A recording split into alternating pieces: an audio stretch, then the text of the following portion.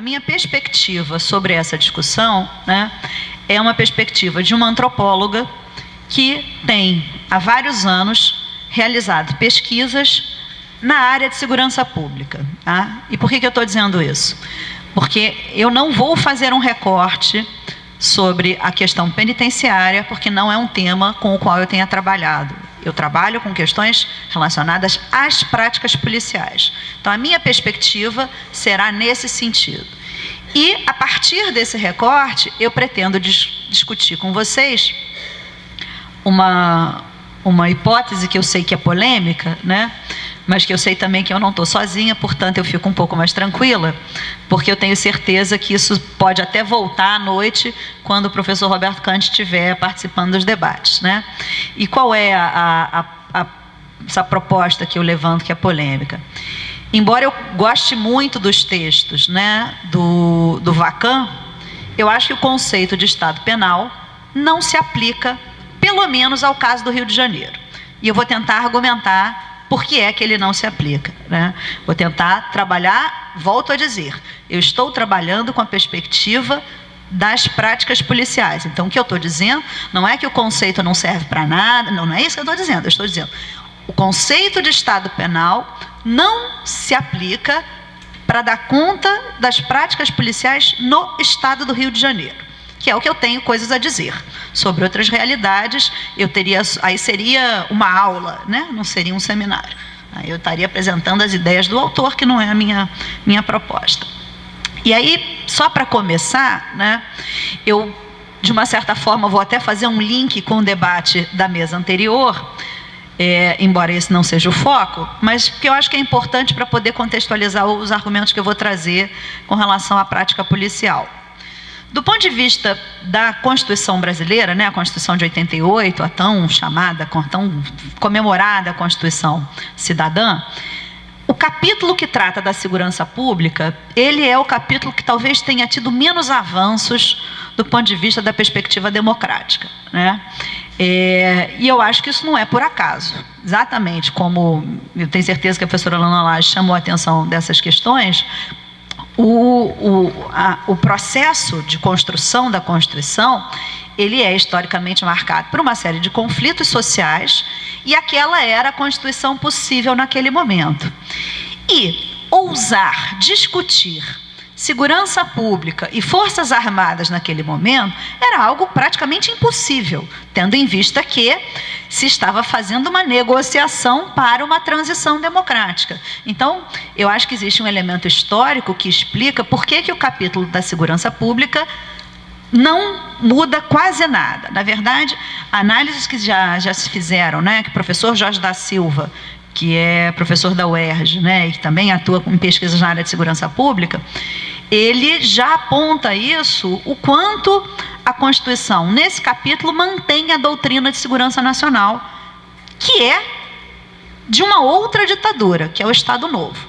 Então, o que eu estou querendo dizer é, em primeiro lugar, aquilo que está estabelecendo, do ponto de vista legal, o papel das polícias no Brasil, não se muda desde a década de 30. Então, desde a década de 30, que nós temos, basicamente, uma mesma estrutura legal para tratar das relações policiais no Brasil. Com uma mudancinha aqui e outra mudancinha ali, eu estou, obviamente, forçando a barra, né? Mas eu sei que essas mudanças foram muito poucas para a gente pensar uma transformação dessa realidade. Tá? Então, esse é o primeiro ponto que eu gostaria de chamar a atenção. Então, a gente tem um aparato legal que mantém a ideia da doutrina de segurança nacional, cujo eixo é: segurança existe para o Estado.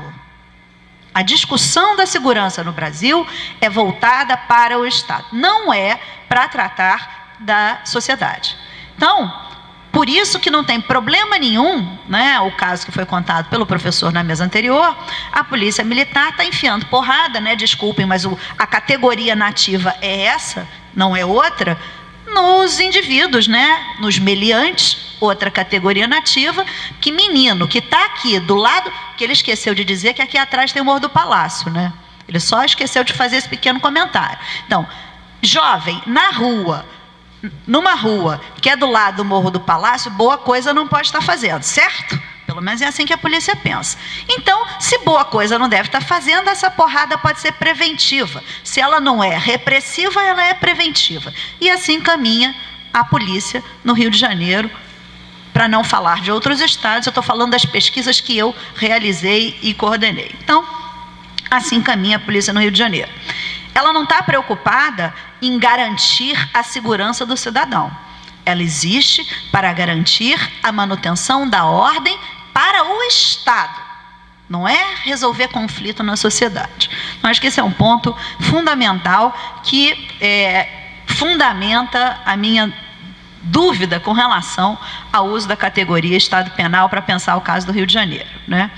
Um outro ponto que eu gostaria de chamar a atenção é uma discussão que, de uma certa forma, está relacionada a isso, que são as representações ainda vigentes na nossa sociedade, de que esse tema segurança pública não é um tema relevante do ponto de vista acadêmico. Ele não é um tema nobre. Ele, imagina, lidar com polícia, com essas coisas, é uma coisa muito ruim, né? E, embora, do ponto de vista acadêmico, ele tenha crescido, inclusive com financiamentos de pesquisa, é um tema marcado ainda por posições muito extremadas, cujo debate é: a gente precisa acabar com a polícia, como se existisse alguma sociedade democrática no mundo, né? Ou pelo menos um Estado supostamente democrático, um Estado democrático de direito, sem a instituição policial. Ou a gente extermina a polícia, ou a gente extermina a violência, como se também fosse um fenômeno possível, né? Eu acho que tem umas sugestões interessantes, de repente, bomba atômica, porque enquanto existir pessoas, não é possível exterminar a violência. Inclusive, teve um governador do Rio de Janeiro cuja plataforma política, né, foi exatamente essa. O governador Moreira Franco, sua plataforma política era que ele ia acabar com a violência no Rio de Janeiro em 6 meses. E ele foi eleito. Ou seja, as pessoas, de uma certa forma, referendaram a ideia de que era possível acabar com a violência no Rio de Janeiro. E, dentro dessa ideia de que é possível acabar com a violência no Rio de Janeiro, essa é uma ideia que ela transpassa diferentes grupos sociais, ela transpassa diferentes classes sociais. Essa é uma ideia que ela está disseminada na nossa sociedade e que o professor Roberto Cândido de Lima, né, que é a pessoa que, de uma certa forma, inaugura uma linha de pesquisas nessa área no Brasil, chama atenção que isso é revelador de uma característica da nossa sociedade, que é uma sociedade extremamente hierarquizada e que tem como princípio, né, a não existência de uma igualdade jurídica dos cidadãos. Eu não vou me deter muito nesse ponto, porque eu sei que ele vai falar disso à noite, então provavelmente vocês vão observar essa discussão. Eu prefiro chamar a atenção de um outro aspecto. Mas o que eu quero resgatar é que, na medida em que essa discussão não é considerada relevante do ponto de vista acadêmico, né, no Brasil, pelo menos, ou pelo menos em algumas áreas no Brasil, está se jogando fora, talvez, o único objeto de estudo que hoje as ciências sociais têm relacionado ao Estado, que se mantém intocável do ponto de vista das políticas neoliberais.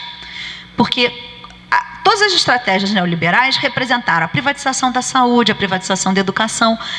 A possibilidade de privatização da segurança, mesmo que ela exista, ela não chega a afetar a ideia de que o Estado detém o monopólio do uso da força. Então, esse é um objeto que é primordial para a discussão na área das ciências sociais. Então, ele é um objeto de estudo primordial. E em vários lugares do mundo, na França, nos Estados Unidos, na Inglaterra, é uma área específica de pesquisa, com uma série de trabalhos desenvolvidos, no qual o professor Vacan se insere. Então, eu gostaria de chamar a atenção, né, que, muito embora, e eu estou frisando isso porque eu ainda não era professora da UF, né, eu comecei a trabalhar esse ano, mas eu acompanhei com certa preocupação a discussão que aconteceu na Universidade Federal Fluminense com relação à discussão do curso de graduação em segurança pública, né? E que, na verdade, na minha avaliação, houve uma série de equívocos nessa discussão, que, enfim, a gente até pode voltar a isso, mas que o que eu gostaria de dizer é que o professor Wacam, por exemplo, é uma pessoa totalmente inserida, não só na discussão teórica sobre essas coisas, mas na discussão de implementação de políticas. Porque este também é um tema que tem a característica de você estar falando dele, mas ao mesmo tempo ele tem uma concretude muito grande, uma aplicabilidade prática muito grande, diferentemente de outras discussões, onde a gente pode ficar só na mera filosofia, né? Quando eu estou discutindo o monopólio do uso da força, eu não estou fazendo só uma discussão teórica, gente. Eu não estou só recuperando o Weber. Eu estou falando disso, da polícia que está dando a dura aqui do lado. E que eram os meninos da favela, mas podia ser qualquer um de vocês. Porque eu não sei se vocês sabem, vocês são a mina de ouro da polícia. Imagina, estudantes de classe média. Alguns têm carro, outros não têm. Mas se não tem, estão no carro do amigo. Vão para a festa, bebem, podem ou não usar drogas ilícitas. Porque não se esqueçam, o álcool também é uma droga. Lícita, mas é uma droga. E aí, se tem ou não um cigarrinho de maconha na mão, não interessa, porque se a polícia quiser fazer o seu dinheiro, ela vai fazer o seu dinheiro, vocês tendo ou não o cigarro na mão. Então, isso não é só uma discussão teórica, isso é uma discussão teórica que está diretamente no cotidiano de cada um de nós. Mas, como nós, né, temos a característica de esquecer certas coisas, a gente deixa essa discussão do monopólio do uso da força de lado, porque afinal isso não é um assunto nobre. Até porque a polícia, historicamente, nesse país, serviu para quê? Para conter as classes perigosas. Quem é essa classe perigosa, o indivíduo que ocupa essa figura, muda ao longo do tempo. Hoje, a classe perigosa é o favelado. E a solução é muito boa. A solução é a seguinte: vamos construir muros. Né? Já que a gente não consegue resolver esse problema, vamos cercar de vez os favelados. Mas aí tem uma coisa muito divertida. Ontem eu estava discutindo com os meus alunos policiais num curso de especialização que eu dou aula. De uma maneira em geral, os policiais são contra o cercamento de muros da favela, por uma razão muito simples. Isso só vai facilitar a ação dos traficantes. Porque agora eles, inclusive, vão ter como se colocar muito bem, melhor posicionados para poder trocar tiro. Ou seja, nós não discutimos e não refletimos que Estado é esse. E que eu, provocativamente, não vou chamar de Estado penal, e vou chamar de Estado de execução penal. Fazendo um trocadilho, né, com o modelo de execuções penais, que eu sei que, obviamente, eu não estou me referindo à forma da execução penal no judiciário, mas eu estou usando o conceito que os policiais vão trabalhar, que é a execução mesmo, é o Estado que mata, que extermina. E eu vou apresentar dados para demonstrar que no Rio de Janeiro, nós estamos longe, se a gente chegar no Estado penal, talvez seja um avanço. Porque significa que a gente, de alguma forma, estará reconhecendo direitos aos indivíduos. Porque hoje, a relação que se tem na sociedade, da polícia com a sociedade fluminense, né, no estado do Rio de Janeiro, é uma relação de execução. E eu vou apresentar algumas informações para demonstrar que eu não estou inventando isso da minha cabeça, né? Que eu estou trazendo algumas questões concretas. E a primeira questão, que eu acho que inviabiliza o uso do conceito pelo Wacam, é que o pressuposto do Wacam é de que esse conceito do Estado penal representa a passagem do estado de bem-estar social, né, do welfare state, ou seja, um Estado que se preocupou em prover aos cidadãos os seus direitos sociais, porque os civis já haviam sido dados antes, e numa bela hora isso é rompido e o Estado passa a tratar apenas do ponto de vista da prisão das pessoas. Só que isso nunca existiu no Brasil. O Brasil nunca viveu um estado de bem-estar social. Portanto, nós não podemos fazer uma passagem sem ter feito a primeira. O Brasil nunca constituiu um estado de bem-estar social. O Vanderlei Guilherme dos Santos analisa muito bem como é que se tratou da implementação de políticas sociais no Brasil. Quando Getúlio entra com as ações, é porque exatamente para não negociar nada. Então você implementa algumas medidas trabalhistas para não ter que fazer uma reestruturação. Então o Brasil nunca construiu um Estado de bem-estar social, portanto, ele não pode chegar a essa dimensão da passagem. Um outro ponto que eu acho que é importante destacar é que a ideologia americana, quer dizer, a cultura política americana, ela se constituiu ao longo da história, e a gente não vai ter tempo de discutir por que isso é assim lá, mas, enfim, existem vários estudos sobre isso. Ela se constituiu com um discurso de que os Estados Unidos é um país, né, que se constrói com uma sociedade onde o Estado não é importante. O Brasil é invertido isso. A nossa história, o Estado vem antes da sociedade. No Brasil, o Estado existiu objetivamente antes de existir sociedade. E a relação que nós temos com o aparato estatal é sempre de desconfiança. Portanto, não é possível construir esse vínculo dessa forma que o Vacan está descrevendo. E é isso, por exemplo, que explica por que o Estado pode ser chamado jocosamente de viúva. E é isso que explica por que todo mundo não vê nada demais em se apropriar das coisas do Estado, inclusive personagens políticos que nós consideramos representantes de não só discursos, mas posturas éticas democráticas. Hoje, por exemplo, está no jornal que o senador Eduardo Suplicy também usou as passagens para comprar passagem para namorada. Por que não tem problema? Porque nós naturalizamos que a coisa pública, todo mundo pode fazer o que quiser. Então, esse é um elemento que ajuda a desmontar esse conceito de Estado que está por trás, no caso brasileiro, de uma forma em geral, mas especificamente no caso do Rio de Janeiro. E aí, já para começar a fechar a minha fala, eu obviamente não vou ficar lendo o número, porque é muito chato ler número, né? Mas eu vou fazer a menção a alguns dados estatísticos, porque eu acho que são relevantes para demonstrar o que eu estou falando, até porque o Vacan se utiliza muito de dados estatísticos para demonstrar o crescimento desse Estado penal no caso americano, né? E eu vou trabalhar com dados referentes a uma categoria, que é uma categoria construída pela polícia, que se chama homicídio proveniente de auto de resistência. Traduzindo, né, tecla SAP, isso se chama o confronto. Ou, em outra tradução possível, isso é uma situação, já que várias pesquisas já demonstraram que boa parte dos confrontos entre polícia e supostos bandidos, né, está diretamente relacionada a processos de execução. Daí a minha provocação, dizendo que o nosso Estado não é um Estado penal, e sim um Estado de execução penal, com a literalidade da palavra execução. É matar mesmo, né? A política é matar.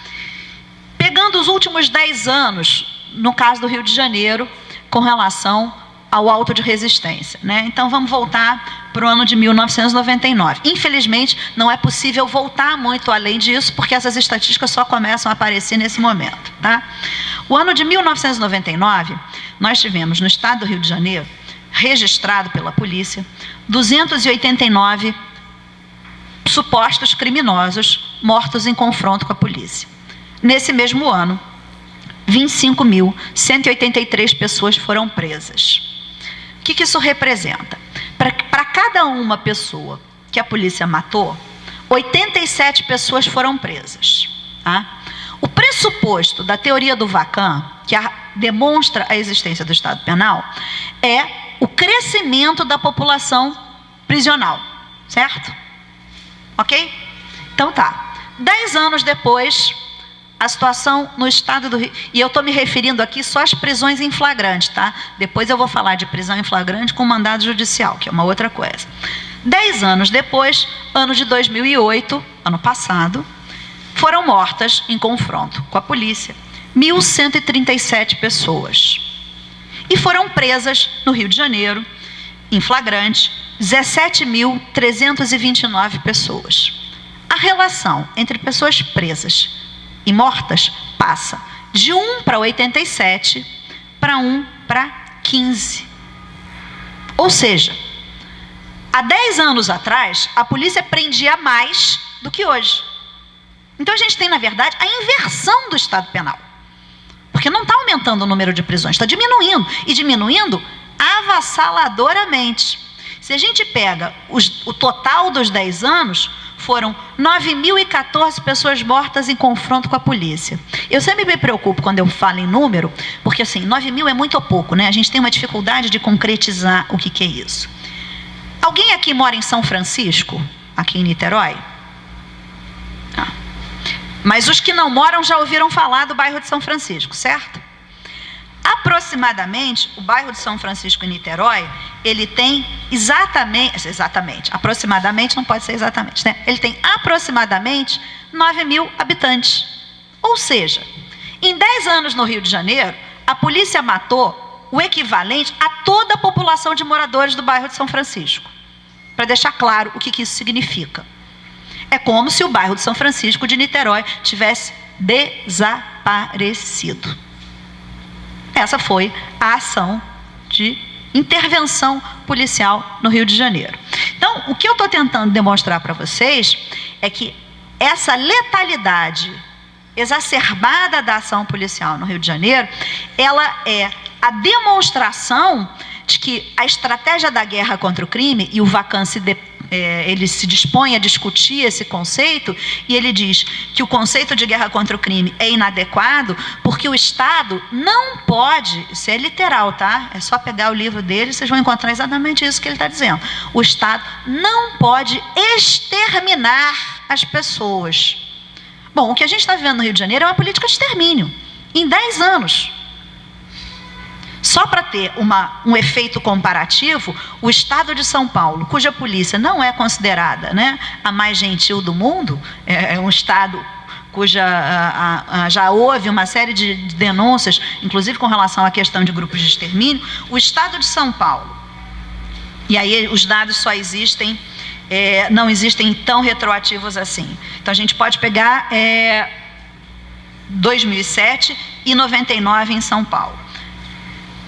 Em 99, o Estado de São Paulo, para cada pessoa morta pela polícia, ele prendeu 266. Claro que a gente tem que saber que a população é diferenciada, mas o que eu quero mostrar para vocês, em números absolutos, a polícia matou em São Paulo, em 1999, 438 pessoas, enquanto no Rio matava 289.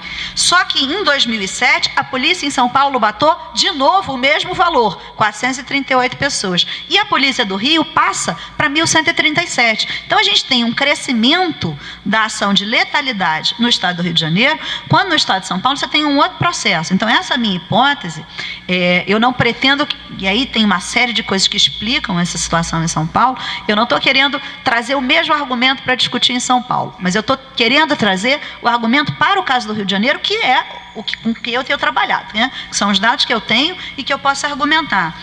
E, nesse sentido, já concluindo, eu gostaria de que a gente pensasse que, obviamente, a contribuição do Vacan nessa discussão, do ponto de vista de pensar os problemas policiais, de pensar o papel do crescimento da população carcerária, de pensar o que isso significa na realidade americana, é absolutamente inquestionável. Eu acho que o trabalho dele assim, é digno de nota.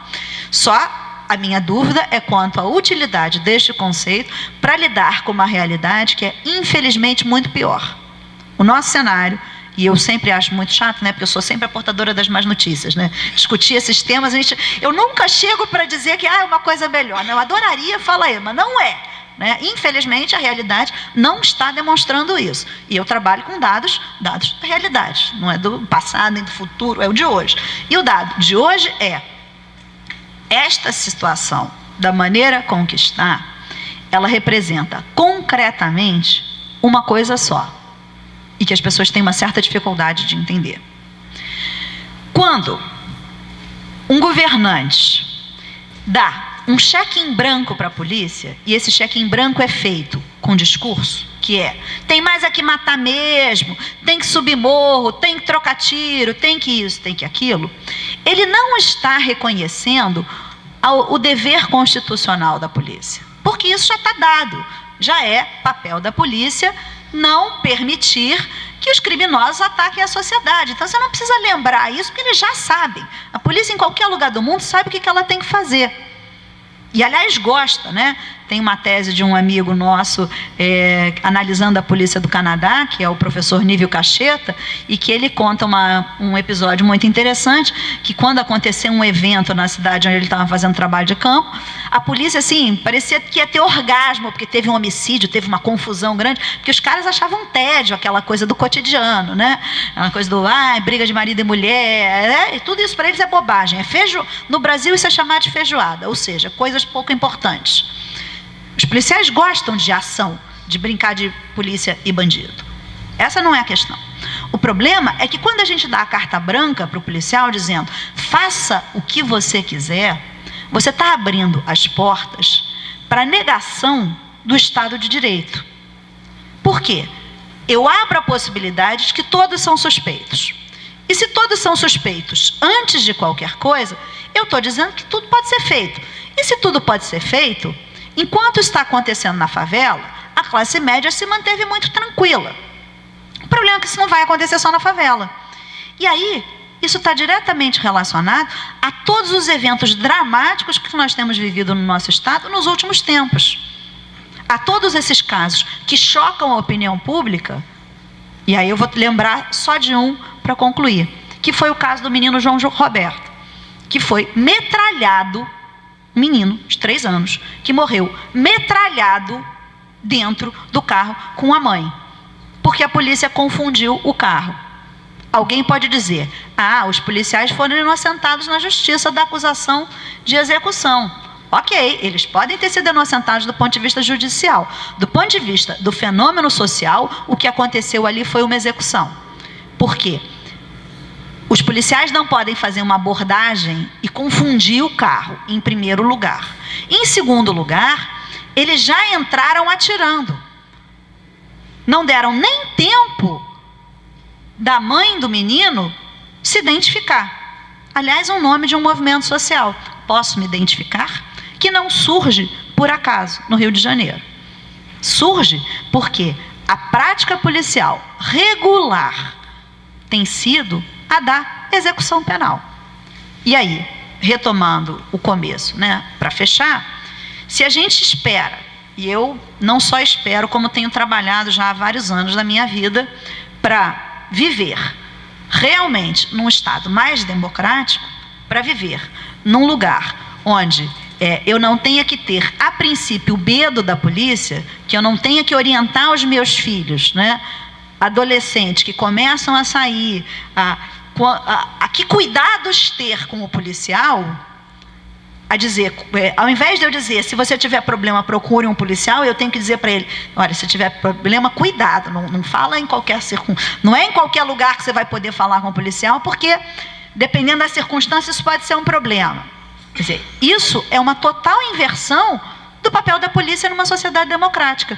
Porque, eu não sei se vocês sabem, a instituição policial, ela foi inventada exatamente como instrumento de garantia dos direitos civis na Inglaterra, no século XIX.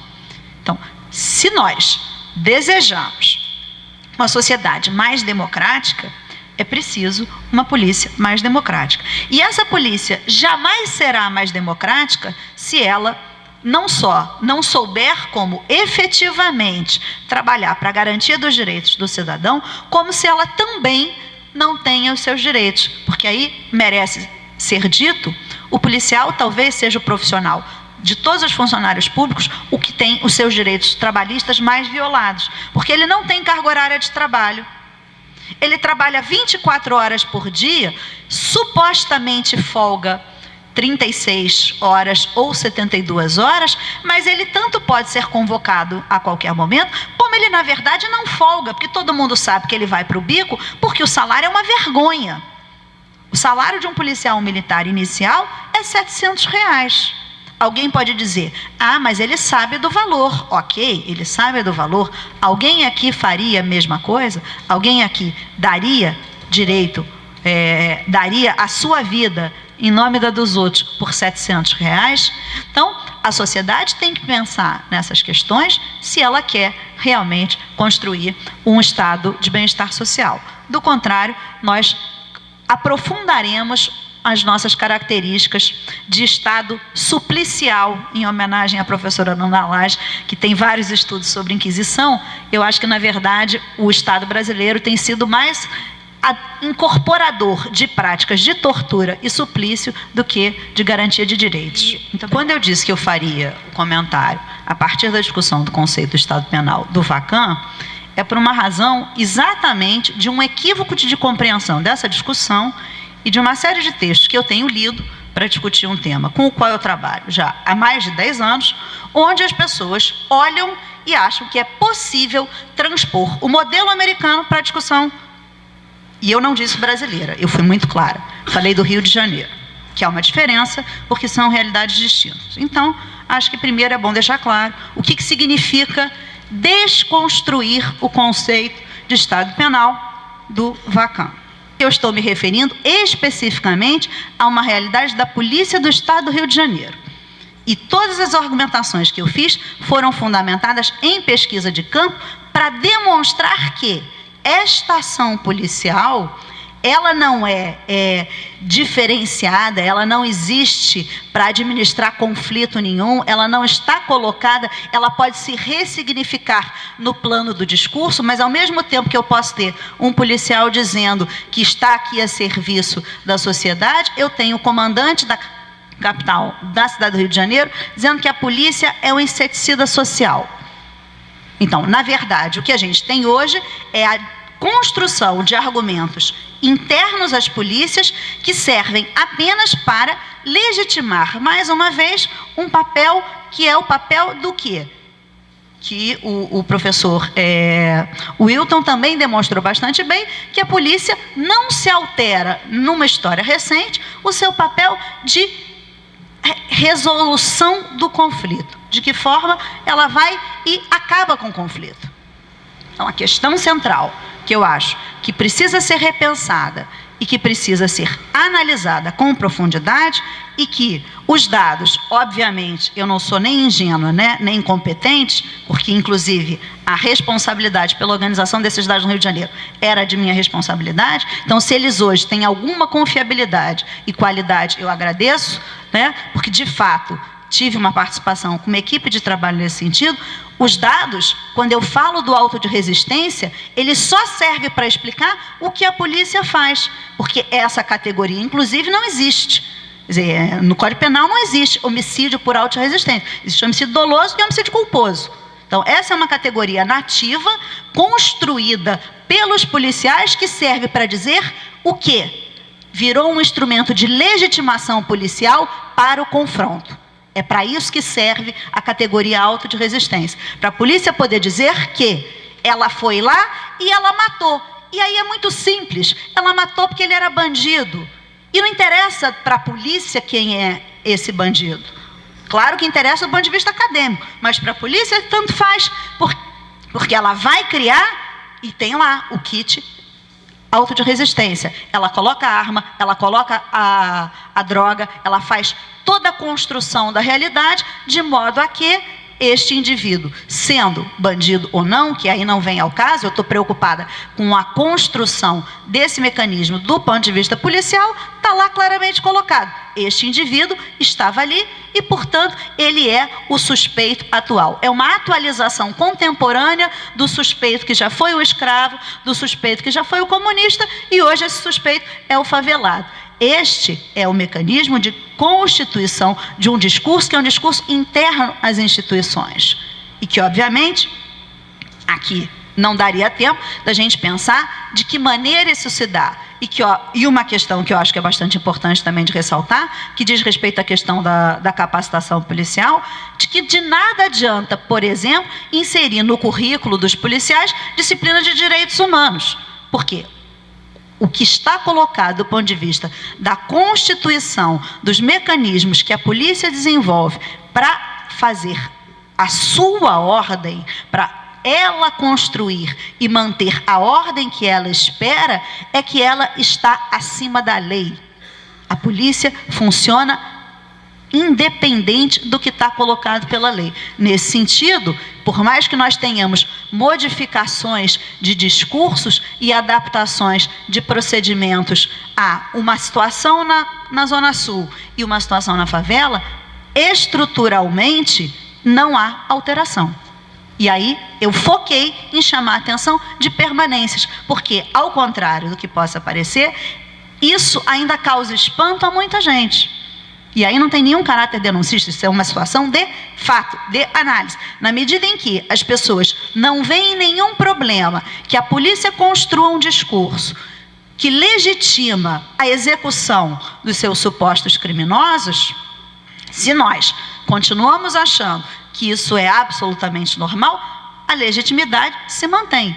Então, é trazer essa questão para um debate acadêmico, pensando que todo o avanço na discussão desse problema não se dará se nós não entendermos os procedimentos de funcionamento da polícia no Rio de Janeiro. E não pensar e deixarmos de imaginar que essa relação que ela tem se dá de uma forma unívoca. Ao contrário, a professora Jaqueline Muniz, que é uma pesquisadora que trabalha com esse tema também já há bastante tempo, ela costuma dizer uma coisa que eu acho que é bastante interessante e que se revela com dados também de pesquisa.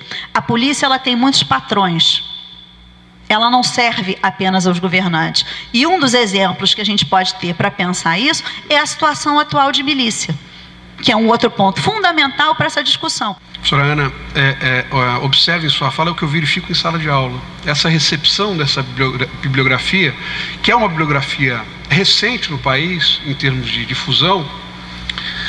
Então, o Vacan chega com o conceito de Estado penal e monta o conceito de Estado penal partindo do pressuposto que o chamado previdenciarismo penal, que ele não trabalha muito bem na obra, na verdade quem trabalha isso muito bem é outro autor, que eu acho mais interessante, chamado David Garland, ele tem uma obra chamada Punição e Welfare, Punishment and Welfare, em que ele trabalha isso com maestria, e o Vacan parte do pressuposto que, aliás, não é o Vacan que parte do pressuposto, os receptores do Vacan no Brasil partem do pressuposto que nós tivemos previdenciarismo penal no Brasil, ele foi desmontado e agora temos um Estado penal. Não, nós não tivemos previdenciarismo penal. O máximo de previdenciarismo penal que nós tivemos foi a LEP em 84, acabou, ponto. Que sequer, não, ela não foi institucionalizada, ela não é aplicada no seu mínimo, de fazer progressão em regime de pena. Ela mal faz isso. Exato. E na década de 90, o curiosíssimo, nós já temos figuras como crimes hediondos, o impedimento de progressão de regime, quer dizer, sequer tivemos a cultura do ponto de vista jurídico de ter previdenciarismo penal. Olha, a única obra publicada no Brasil que faz referência à ideologia do previdenciarismo penal é a Nova Defesa Social do Marc Ancel, que já está esgotada há muito tempo, que é da década de 60 ou 70, alguma coisa assim. É uma ave rara para encontrar hoje. Eu que sou especialista de área e tenho que ter essa leitura obrigatoriamente, suei para encontrar essa obra. Então, a questão, eu acho importante essa fala, professor, de fazer essa observação e mostrar esse conceito de Estado penal não pode ser aplicado. Eu acho que eu iria além, professor. É claro que a senhora está tendo cuidado de falar, olha, do ponto de vista, ele não pode ser aplicado aqui porque eu tenho dados estatísticos e atuo no estado do Rio de Janeiro. Eu posso dizer que no estado do Espírito Santo também não se aplica esse Estado penal, porque a realidade que nós temos lá é de uma execução penal, ou estado de extermínio penal. Como o professor Nilo Batista diz, é um sistema penal com derramamento, política criminal com derramamento de sangue. É o que nós temos lá. Mais grave que nós não temos dados. Nós não temos dados, ou os dados são manipulados. Eles chegaram à sofisticação de começar a contar os casos de homicídio. Por exemplo, mataram 15 ali, um caso de homicídio. Quer dizer, os dados não são confiáveis para serem trabalhados. Essa é a minha observação. O meu objeto de estudo, e que já se inaugura como uma pesquisa, ainda incipiente, é para falar das funções que o sistema penal desempenhou, das funções e da dinâmica do sistema penal no Brasil pós-30. Então eu passo a leitura do texto agora, cujo título é A Gestão dos Indigestos, algumas notas sobre o controle penal no Brasil pós-30. O objetivo de minha comunicação é indicar algumas características do controle penal brasileiro a partir da década de 30 do século passado. Sustento que tal período oportuniza o surgimento de um sistema penal que desempenhará funções mais amplas e fundamentais para a consolidação do novo regime. Mais precisamente, defendo que o sistema penal será um dos elementos fundamentais para a instauração da retórica do nacionalismo, elemento marcante desse período. Nesse sentido, pretendo sustentar ainda que, em razão de atribuir ao sistema penal e mais especificamente à polícia uma importância estratégica, ou seja, a importância de consolidar a retórica do nacionalismo, o mito do nacionalismo, a nova ordem política constrói-se como um Estado penal, não necessariamente com o conceito de Vacan, não, né, porque Vacan não é dono do conceito, né, de um Estado punitivo, vamos dizer assim. Fato que contribuirá decisivamente para a expansão e para a sofisticação ou modernização da cultura do controle no Brasil. Bom, em primeiro lugar, eu acho importante fixar aqui algumas características do período pós-30, o que ele inaugura no país, né? Apesar da diversidade e da complexidade das análises existentes em relação a esse período, é possível identificar alguns consensos. Em primeiro lugar, trata-se de uma nova ordem social, política e econômica, construída a partir de um ideário antiliberal, que propõe a superação das antigas formas jurídico-políticas liberais, em razão de sua ineficácia enquanto proposta de integração social, de controle social, de representação política e de desenvolvimento econômico. A ordem pós-30 se polariza na ideia da construção de um Estado marcado na centralização do poder no Executivo, como condição de elevar o país a um nível superior de desenvolvimento econômico, político e social. Em segundo lugar, esse antiliberalismo prometia superar os privatismos e paroquialismos das oligarquias rurais, os quais eram garantidos pelas estruturas jurídico-liberais da República Velha. O mote aqui é que a nova ordem realizaria, de fato, a supremacia de um interesse público sobre os interesses privados. Em terceiro lugar, essa nova ordem tem como promessa a viabilização de uma inserção privilegiada do Brasil na ordem internacional. Isso porque a fragilidade das antigas formas liberais seria incapaz de fazer isso, né? Isto é, né, o modelo agroexportador, monocultor, latifúndio, pouco diversificado e tecnologicamente atrasado, não seria capaz de dar ao Brasil uma inserção privilegiada no cenário internacional, né? O novo elemento, a nova locomotiva seria a indústria, né? A centralização política no Executivo garantiria também ordem e domínio de fato sobre o território brasileiro, garantindo a unidade política do país contra as forças fragmentadoras. Essa nova ordem também viabilizaria a incorporação de novas camadas sociais que até então estiveram alijadas de uma participação política privilegiada na ordem brasileira, em virtude do predomínio e do bloqueio exercido pelas oligarquias agroexportadoras. Enfim, essa nova ordem se consolida na proposta de um Estado forte, centralizado no Poder Executivo, dotado de legitimidade, poder e responsabilidade para conduzir o país a uma nova era. Uma era mais avançada tecnologicamente, mais avançada produtivamente, mais avançada em sua integração social, mais avançada em sua inserção internacional e mais avançada moral e espiritualmente. É importante ressaltar também que essa nova ordem consolida um novo ideal de sociedade, qual seja o de uma totalidade orgânica, na qual o Estado torna-se o elemento de integração social, na medida em que ele representa o sentido moral e espiritual para a vida individual. Nesse sentido, a construção de uma identidade nacional coloca-se como um dos elementos centrais dessa nova ordem. A produção de uma nação brasileira, cuja identidade seria garantida pela proteção de sua língua, de sua cultura, de seus costumes, de seus valores, de seus mitos e de seus símbolos, e cuja moralidade superior seria alcançada por intermédio da força renovadora do trabalho, sobretudo do trabalho na indústria. Importante também ressaltar que o mote da identidade nacional, bem como de sua proteção, será um elemento fundamental para a instauração da hegemonia dessa nova ordem política. A nação é o ponto superior de integração, o ponto de superação não só dos conflitos entre classes sociais, mas também dos estrangeirismos ameaçadores dessa nova formação sociopolítica. Portanto, o Brasil pós-30 garantirá sua hegemonia também a partir da invenção e do combate ferrenho de seus inimigos. E quem são esses inimigos? Por um lado, eles não são novos. Já eram conhecidos e combatidos pela antiga ordem política brasileira, a da República Velha, até mesmo no Império, né? Trata-se de loucos, bêbados, mendigos, ociosos, vagabundos, prostitutas e os criminosos habituais, à época o nome para criminosos reincidentes, além dos comunistas e dos anarquistas. Como na antiga ordem, eles continuavam representando para a nova ordem uma ameaça à saúde e à moralidade da nação. Era preciso exercer um policiamento e um controle detalhados dessas coletividades anormais, na medida em que sua reprodução desordenada significaria, a um longo prazo, um enfraquecimento físico e moral da população brasileira.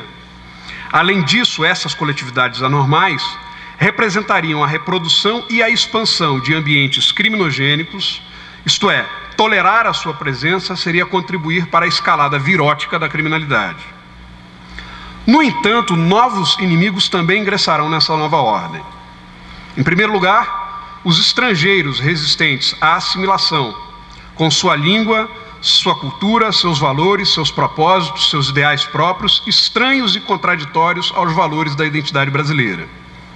E também um novo inimigo, como as ideias estrangeiras extremistas, bem como seus veículos, os intelectuais subversivos, que abalassem a necessária harmonia para o desenvolvimento da nação brasileira. Sustentava-se à época que tais ideias sediciosas seriam incorporadas facilmente ao imaginário presente e futuro da sociedade brasileira, o que no médio e longo prazo destruiria o engajamento e o voluntarismo necessários para o projeto de construção de uma sociedade brasileira pacífica, harmônica, integrada, laboriosa e próspera. Em virtude disso, surgirá a necessidade de policiar, controlar, prevenir e neutralizar as coletividades que serão compreendidas como suspeitas a priori. Japoneses, judeus, alemães, poloneses, testemunhas de Jeová, comunistas, anarquistas, integralistas, nazistas e fascistas. Em razão da existência de tantos perigos, a ordem política pós-30 realizará uma expansão inaudita do sistema penal a fim de controlá-los e neutralizá-los para que houvesse a proteção da integridade da nação e de seu desenvolvimento.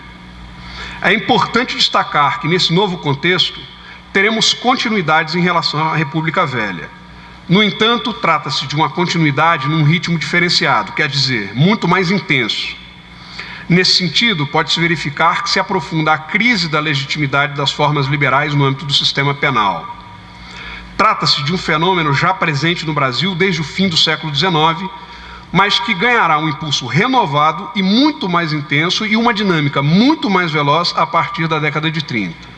Qual seja, a substituição do saber tradicional dos juristas, ou a sua perda de privilégio, a dogmática jurídico-penal, em razão de uma outra forma de saber, a criminologia positivista. E por quê? Isso se justifica em razão das promessas epistêmicas e políticas do discurso criminológico positivista. Na medida em que a escola clássica do direito penal, com uma filosofia calcada no iluminismo liberal, metafísico na perspectiva da criminologia positivista, sem contato com a realidade empírica concreta, seria incapaz de oferecer as condições necessárias para a adequada proteção da sociedade brasileira. Na perspectiva dessa filosofia liberal, o crime seria um ente especificamente jurídico, ou seja, a prática de uma conduta prevista numa norma jurídica. Ainda na perspectiva dessa escola clássica do direito penal, tal conduta seria possível a qualquer indivíduo, ou seja, qualquer indivíduo poderia formalmente cometer um crime, em razão de ser um sujeito dotado de liberdade e de vontade. E na medida em que os indivíduos são dotados de vontade livre e razão, justifica-se sua responsabilização penal por intermédio da aplicação de sanções jurídicas, no caso, a pena privativa de liberdade. Nesse sentido, a pena é compreendida como um elemento fundamentalmente retributivo, isto é, um mecanismo comprometido especificamente com a promoção da justiça pela repressão à injustiça. Então, para haver um movimento do sistema penal, necessariamente tem que ocorrer a prática de uma conduta que venha a violar uma norma jurídica, né? Esse liberalismo penal será deslegitimado pelas críticas oriundas da criminologia positivista a partir das seguintes ideias. Em primeiro lugar, o crime não é resultado de uma ação voluntariamente livre e consciente dos indivíduos, mas algo produzido, seja por determinações naturais, físicas ou psíquicas, ou por condicionamentos sociais, ou seja, um ambiente social criminogênico, como à época se afirmava, do álcool, da prostituição, da sujeira, da violência e da pobreza.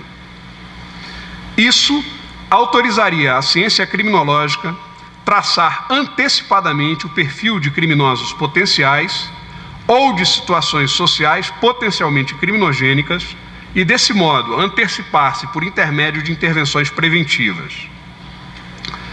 Portanto, a responsabilização penal dos indivíduos não é justificada em razão de um resultado concretamente prejudicial produzido por uma ação livre e consciente e uma ação que viole uma norma jurídica. A responsabilidade penal é oriunda da periculosidade do agente para a ordem social, para a saúde e integração da nação. O que ele é, o que ele pensa e o que ele valoriza já são, por si só, ameaças à ordem social e ao Estado. A própria ideia de pena se altera.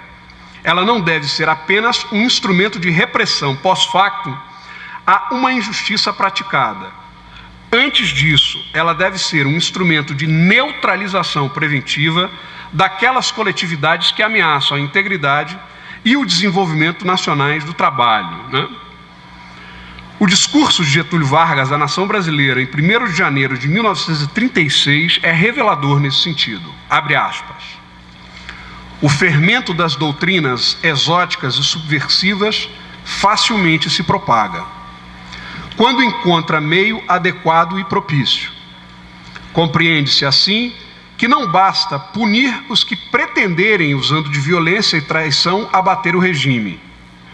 Torna-se indispensável também fazer obra preventiva e de saneamento, desintoxicando o ambiente, limpando a atmosfera moral e evitando, principalmente, que a mocidade tão generosa, nos seus impulsos e tão impressionável nas suas aptidões de percepção e inteligência se contamine. Fecha aspas.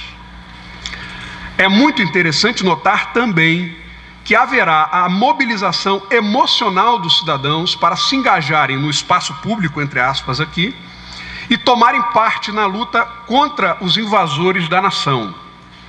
Tal estratégia não pretende só transformar os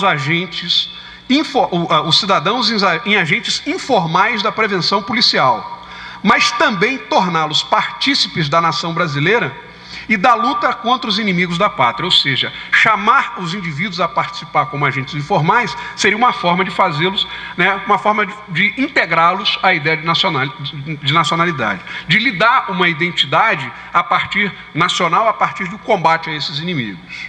E nesse sentido, o próprio Vargas afirmava em um de seus discursos que, abre aspas, colaboram também indiretamente para a nefasta expansão dessas doutrinas todos os que, pelo indiferentismo, pela descrença, pela ociosidade, pela pobreza de senso moral, vivem à margem da vida pública, atuando como força de inércia e de ação negativa na marcha das atividades construtivas do país.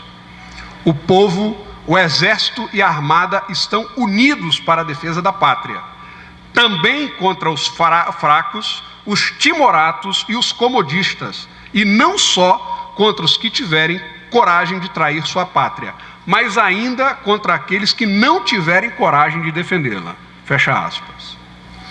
E é precisamente o combate ao inimigo que será uma das formas-chave de viabilizar a estratégia de ocultamento das contradições sociais, dos conflitos e das desigualdades, viabilizando a integração dos indivíduos numa unidade social mais ampla e com fronteiras mais largas. Portanto, eis aí o sentido político de transformação da criminologia positivista em saber privilegiado do controle penal. Mas o predomínio do positivismo criminológico sobre a dogmática jurídico-penal, sobre o direito penal, será acompanhado também de um outro impacto institucional muito preciso: a transformação da polícia num agente fundamental da construção da hegemonia da nova ordem. A polícia, essa nova ordem, intensificará como nunca a necessidade de um policiamento preventivo dos agentes perigosos.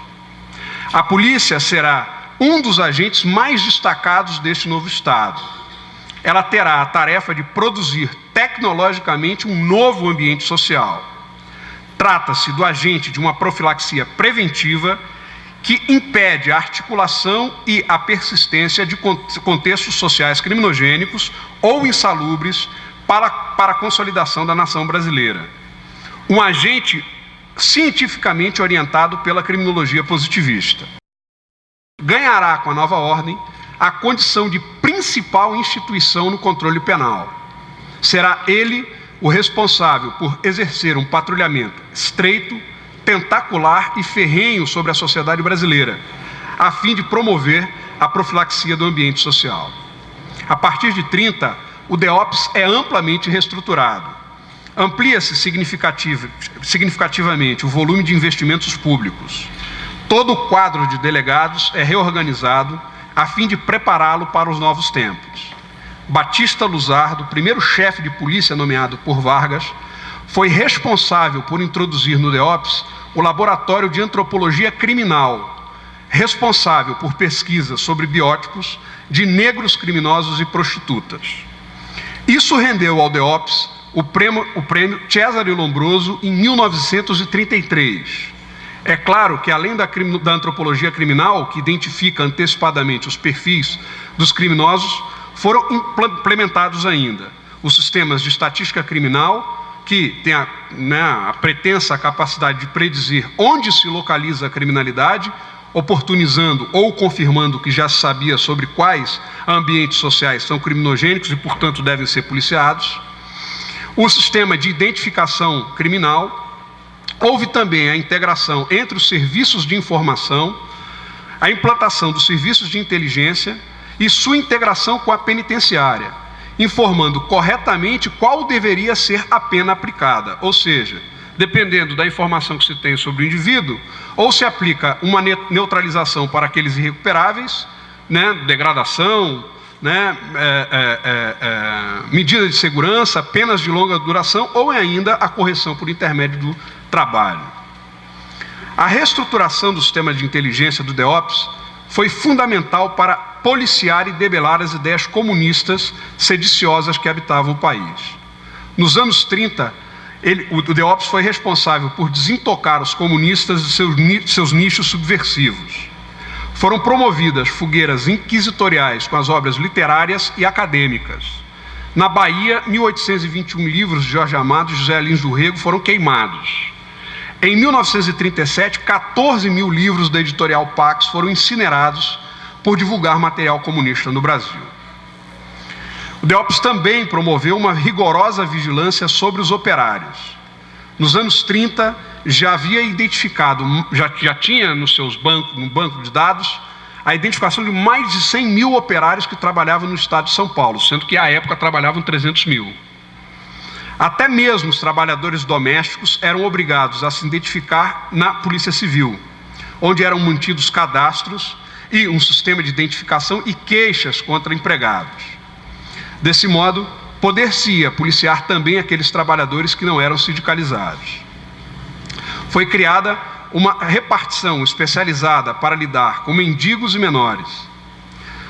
O Serviço de Fiscalização e Repressão à Mendicância e Menores Abandonados, criado em 34, que tinha a competência de encaminhá-los para instituições ou então levá-los para fora da fronteira. O decreto 24.531, de 2 de julho de 34, viabilizou a centralização de vários poderes excepcionais nas mãos da Polícia do Distrito Federal, permitindo o exercício da ação policial de modo absolutamente discricionário. A partir disso, a chefia de polícia era exercida constantemente através de portarias capazes de dinamizar e aperfeiçoar o serviço policial. O Serviço Secreto de Investigações foi construído com uma dessas portarias e colocou junto ao seu gabinete, sob orientação pessoal de Filinto Miller, 200 funcionários que respondiam direta, exclusiva e reservadamente ao chefe de polícia. O protagonismo da polícia no novo regime fica claro no caso de Patrícia Galvão, a Pagu. Olha esse episódio, muito interessante, né? Presa por envolvimento com divulgação de material subversivo, foi processada, julgada e absolvida pelo Poder Judiciário. No entanto, 3 dias depois de proferida a sentença, o delegado do DEOPS emitiu o seguinte relatório, abre aspas, ora, se a mesma sentença absolutória considera perigosa a ordem social, a atuação de Patrícia Galvão, esta delegacia, que é precisamente de ordem social, não pode conformar-se em ver em liberdade essa comunista, cujas atitudes, em tempos normais ou anormais, devem ser vigiadas pela polícia. Como medida meramente policial, que é o que interessa a esta delegacia, entendo dever continuar presa essa comunista. Isto não é um desrespeito ao ilustre magistrado que a absolveu, é uma prevenção. É como se fosse Patrícia Galvão solta por efeito da sentença absolutória e, de novo, fosse detida por efeito de achar-se o país em estado de sítio. Fecha aspas. Outro aspecto a ser destacado é o papel central desempenhado pelo serviço reservado do DEOPS a partir da década de 30. O serviço secreto, né, curiosamente identificado à época pelas iniciais SS, né? Os arquivos do DEOPS paulista provam que os secretos, né, os agentes infiltrados, já existiam desde sua fundação em 24. No entanto, é somente no período pós-30 que essa função passará a ser considerada fundamental e estratégica para o controle das atividades subversivas dos inimigos da nação. Além disso, somente em 32 surge uma sensibilidade institucional da necessidade de tornar o serviço secreto um órgão especializado do DEOPS. E isso evolui até 1940, quando o serviço secreto vai se tornar um órgão à parte, né? Ele vai ter vida própria, vai ser separado do DEOPS. Esse órgão foi crucial para elaborar um quadro de informações minuciosas sobre os indivíduos ou associações vigiadas. Os relatórios dos agentes do serviço secreto estabeleciam as diferenças entre as ideias do anarquismo, do anarcossindicalismo, do comunismo, do integralismo, auxiliando na criação de categorias diferenciadas de militância e servindo para tipificar e etiquetar com mais acuidade os indivíduos e hierarquizando-os, criando níveis de periculosidade e formas diferentes de abordagem policial. Assim, o serviço reservado pôde detalhar o controle sobre os seus inimigos e, desse modo, estender a teia de sua rede de segurança. É precisamente a modernização dessa cultura da vigilância que viabilizará, na visão dos agentes, né, do regime, a saúde moral da nação.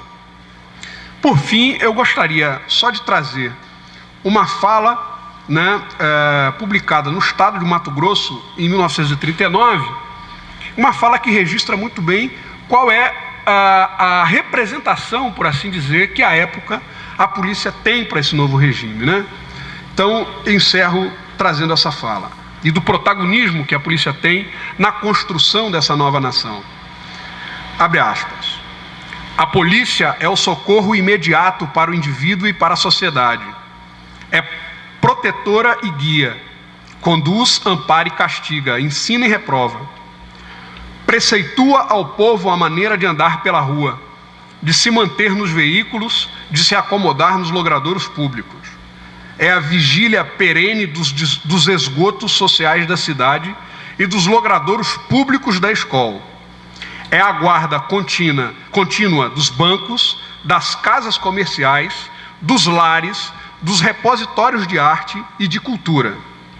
É a sentinela anônima expedita que tudo fareja sem ninguém saber que tudo prescruta sem ninguém desconfiar. É a bandeira segura de proteção, de amparo do indivíduo e do Estado. Ele sabe, e a referência aqui é a Hitler, que é a polícia a primeira segurança do poder público. É o sinal contínuo do silêncio ou do alerta. Bem sabe que a polícia, antes do exército, levanta os argumentos reais e concretos para a defesa da guarda do Estado. Fecha aspas. Eis a minha comunicação, espero ter contribuído de alguma forma para o evento. Agradeço mais uma vez o professor Rogério, aos professores da mesa, meus colegas, e coloco à disposição para os debates. Ok? Muito obrigado. Tá certo?